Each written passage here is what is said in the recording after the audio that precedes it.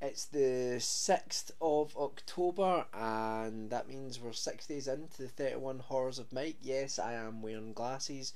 Each day of the month of October, I am reviewing a horror film, and today's effort is, well, it's the first science fiction horror on our list, and it's also a film that has a little bit of a special place in my heart because it was one of the first films that I discovered that other people didn't really know about, and because of that, it kind of, that's when I fell in love with B movies and exploitation flicks and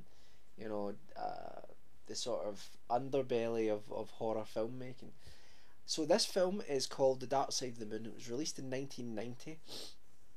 It doesn't really have anybody particularly famous in it, but it does have. There are a couple of actors that you will recognise from some other things. As Joseph Turco, who played Tyrell from Blade Runner in it, and also the bartender Lloyd from The Shining.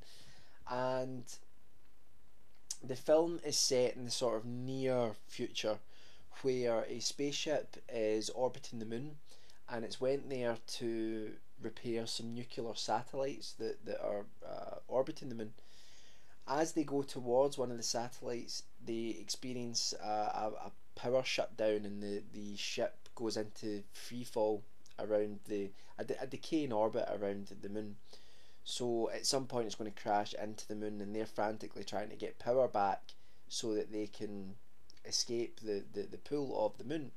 At the same time, they realise that there is a shuttle. I was going to say shuttlecraft. No, it's not Star Trek. There was a shuttle also orbiting the moon, and it is sort of floating towards. Floating. You don't float in space. It's going towards their ship. So they dock this shuttle, and they realise it's an old NASA shuttle, and NASA hasn't been in effect for decades. So they're wondering how this shuttle's been out here all this time, how it survived. And they go on this shuttle to see if there are any crew members there, or any clues as to why, what happened to this ship. So they go on and they find a dead body, and it's a very sort of eerie situation, and they start to realise that there's something on board this shuttle, and it has now uh, transferred itself to their ship. So you have this film play out as the crew, much like John Carpenter's The Thing, start to distrust one another, and they also are fighting against time to try and get their spaceship back out of the orbit of the moon as they drift slowly to the dark side of the moon, hence the name. It's very low budget. It was a direct to video release. As far as I'm aware, it did not get a cinema release, but it's a film that I have a lot of time for. You're sort of watching it, and let's say, yeah, there's it's kind of naff in places, but there's a real creepy atmosphere on the spaceship, and it's one of my favourite science fiction horror films. Like I say, it has a special place in my heart because it's a film that I discovered.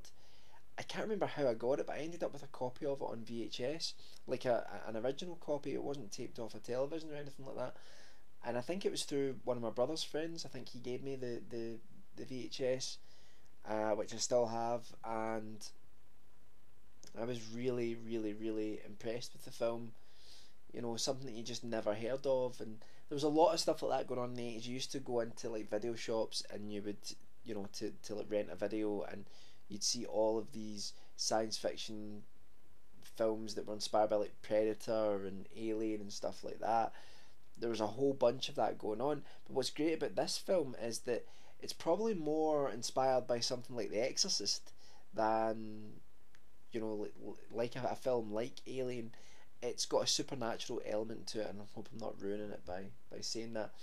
And yeah, just I think for what it is, it's got a great atmosphere. No, it's not 2001. No, it's not Alien. It's not even close.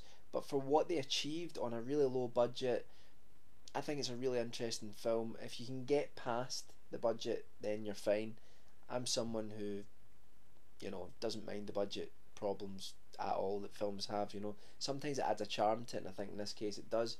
And it's quite spooky. So I really liked. I like the ideas that it explored as well. And that's about it. So that's the sixth film in the 31 Horrors of Mike. I'll be back tomorrow on the 7th with hopefully something that you'll enjoy. So if you've seen this film, definitely let me know what you think about it.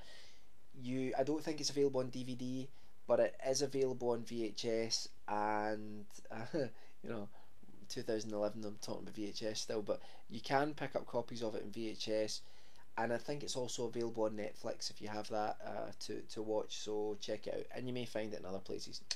All right, see you later. Bye bye.